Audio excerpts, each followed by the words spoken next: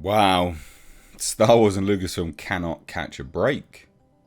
Showrunner Tony Gilroy for Andor has ceased producing services. It's all done, basically. He's finished. He's like, no, I'm done. And this is all in, basically in unison with the WGA strike. So he's decided to go, no, I'm going to stand in, here's that word, solidarity with the WGA.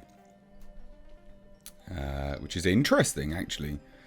I'm really, really surprised that this is something that they decided to do. Well, that Tony Gilroy decided to do. So the creator of the Disney Plus series, singled out on social media for performing non-writing duties, tells The Hollywood Reporter that he has stopped all such functions.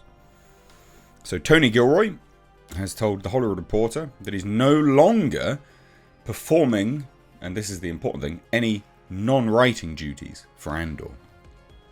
Which was, it was shooting at season 2. So the Disney Plus Star Wars show he created and runs. It's pretty major. This is a big blow to them, because this, as far as I'm aware, this was being shot and produced and ready to go in the UK, which, as far as I'm aware, hasn't really, the strikes haven't really affected the UK. Things are still being made in the UK anyway, or they were. But now, loads of people are standing in unison. I'm not saying that's a bad thing. I think it's a bad thing for Disney. Because there's going to be a huge, and I do mean huge, there's going to be a huge gap. If this goes on and on and on and on and on, there'll be a big gap. Now, I've covered this, my thoughts on the writer's strike in general. I think, at the end of the day, there's very few writers that deserve more money. I think some absolutely do, don't get me wrong. But by and large, no, a lot don't, because they do awful work. Like, a lot of Hollywood writers are utterly atrocious. They couldn't organise a shit in a toilet. That's how bad they are. So Gilroy responded to criticism he received from a fellow WGA member, so the Writers Guild, for performing such services during the WGA's strike against the Alliance of Motion Picture and Television Producers, which represents studios and streamers. The critique of the Andor creator and executive producer came after it was reported on Friday that Gilroy, whose scripts for Season 2 of the Star Wars series were completed, was still contributing producing services, including casting, music-related duties. It makes sense. He's the creator of Andor. It would make sense that he's still doing it. But apparently that's not the case. Again, remember, this is in the UK as well. So Gilroy says he was not present on the show's set and hasn't been since the strike began May 2nd. Now, I don't know what that means for the quality of the second season. I know a lot of people didn't like it, but for me, it was some of the best Star Wars we've seen for a while. So to I guess see an element of that go down could be a massive shame. Now, this is the statement anyway. He says, I discontinued all writing and writing related work on Andor prior to midnight May 1st. After being briefed on the Saturday showrunner meeting, I informed Chris Keyser at the WGA on Sunday morning that I would also be ceasing all non-writing producing functions, Gilroy said in a statement to The Hollywood Reporter. That's why we're on The Hollywood Reporter.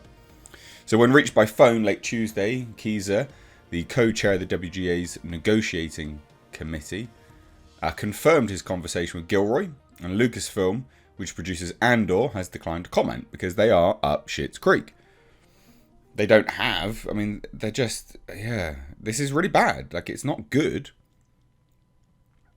It's quite bad for everyone involved, actually. And again, like I say, at the end of the day, with a lot of this stuff, I'm not going to sit here and cry over a lot of these writers, because a lot of the writers are just awful.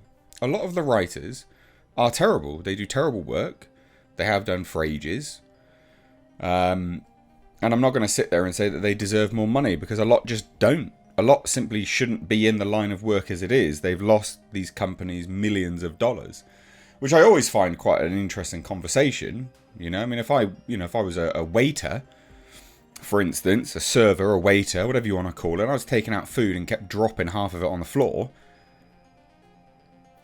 I mean, I'd expect it to come out my salary eventually, wouldn't I?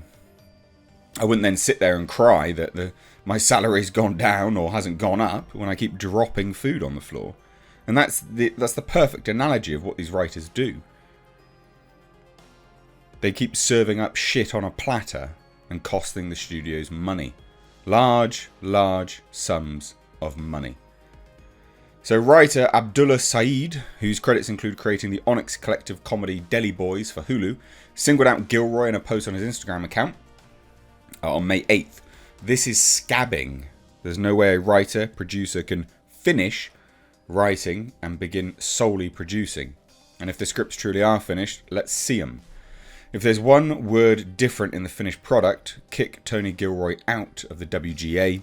One of the biggest writers in Hollywood could stand with his union and halt production on his hit show, thereby forcing a major studio to consider WGA demands a little harder. Instead, he's chosen to be a scab. We all want Andor 2, Season 2, but not at the cost of fairness to writers, WGA strong. And then, this is the sort of further element from the Hollywood Reporter, where they say on Friday afternoon, THR reported that studios, including Disney, had sent letters to showrunners demanding that they continue their contractually obligated non-writing services amid the strike. The WGA called the studio's request union-busting tactics and said that such services as cutting for time, small changes to dialogue or narration made before or during production, and changes in technical or stage directions, none of which Gilroy was performing, he says, are duties guild members are prohibited from doing during the strike. Again, this is major stuff. This is Disney, and this is everyone, by the way, up Schitt's Creek.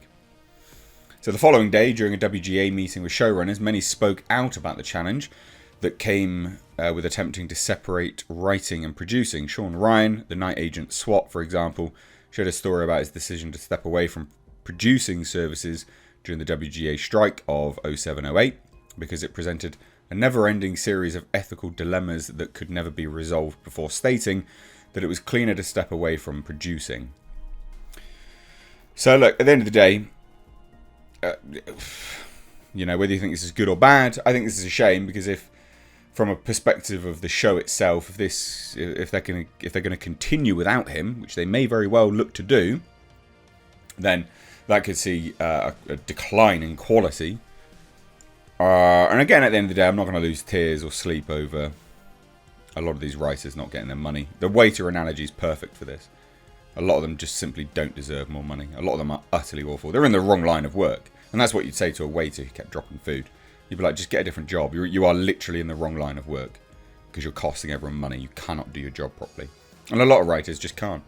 They cannot do their job properly. So, bad news for Disney. Bad news for everyone. Every studio. But, obviously, this is about Disney. So, bad news for Disney and Lucasfilm. Hit subscribe if you're new here. Cheers, guys. Take care.